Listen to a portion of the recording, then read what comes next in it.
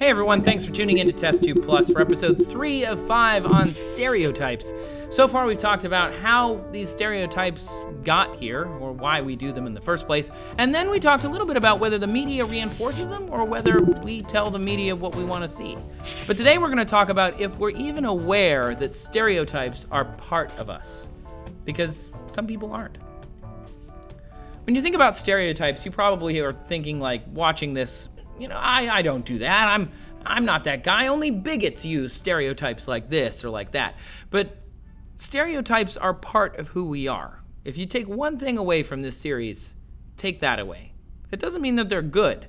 It doesn't mean that they're bad inherently either.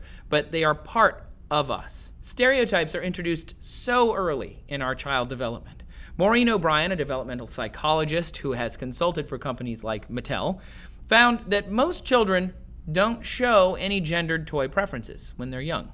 Boys will play with dolls just as much as girls will gravitate toward Nerf guns. I actually asked for a doll for Christmas one year because I thought, man, this thing's kind of cool. I saw a commercial for it on TV. I thought it was kind of neat. I was really young, and it is kind of weird now that I think about it, but it's only weird because I've been creating these stereotypes my whole life. At the time, I thought it was the greatest. All of our toys are marketed to either girls or boys, even though the kids don't care. Recently, toy manufacturers are catching up to this, and they're realizing that the packaging is gendered, but the toys themselves, they're universal. The kids don't care what the toy is.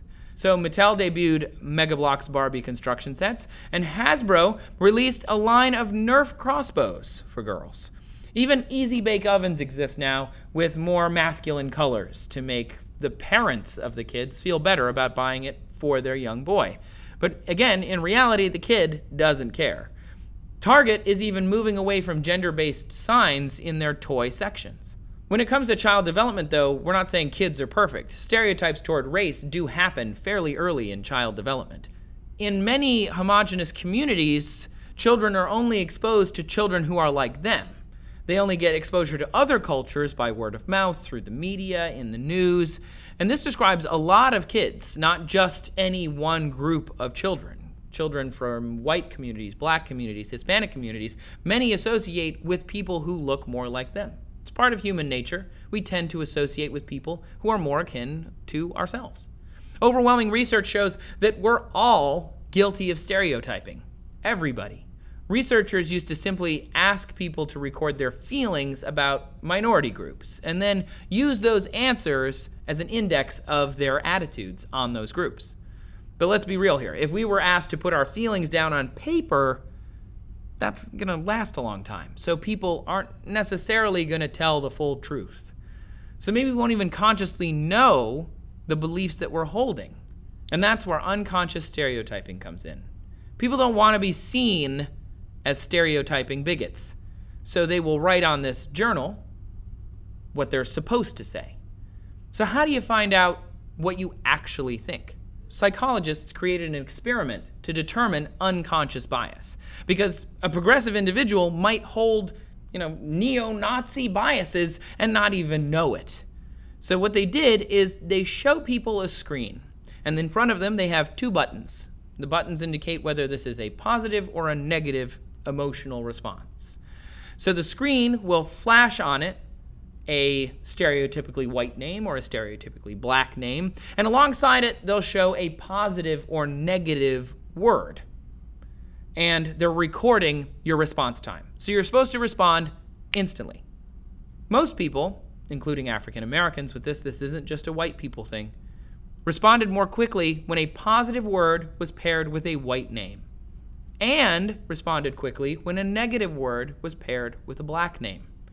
Remember, this is an exercise in stereotypes, so when I say white name and black name, we're talking stereotypically white and black names.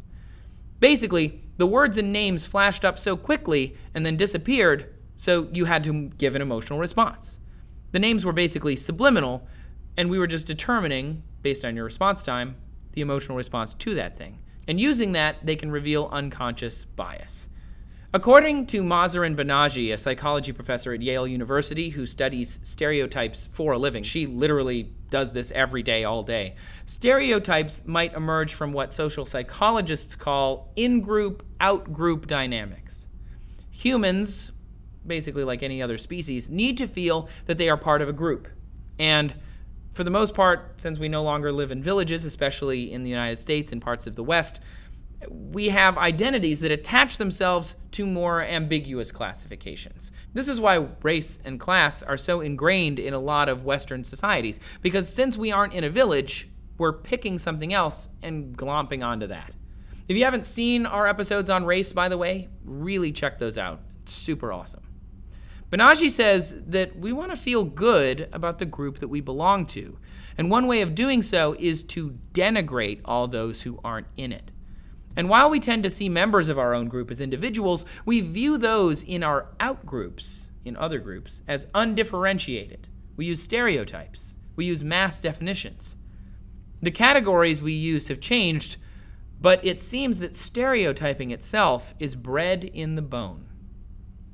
Again, this doesn't mean that stereotypes are bad inherently. We kind of come off saying all of these negative things about them, but stereotyping, if you remember from earlier, might be good. It can also help us. For more on that, come back tomorrow for another episode of Test Tube Plus. But for now, why don't you tell us down below in the comments how you feel about stereotypes 3rd episode in, because maybe that'll change over the next 2 episodes. And keep coming back here every day for more Test Tube Plus. Please make sure you subscribe. And if you want to check out this entire series, you know, if you're 3 episodes in and you're already hooked, go on over to iTunes, because we have an audio podcast there. It's all 5 of the episodes right now, squished into one audio podcast. You can find the link down in the description. Thanks for watching Test Tube Plus, everybody. We'll see you tomorrow.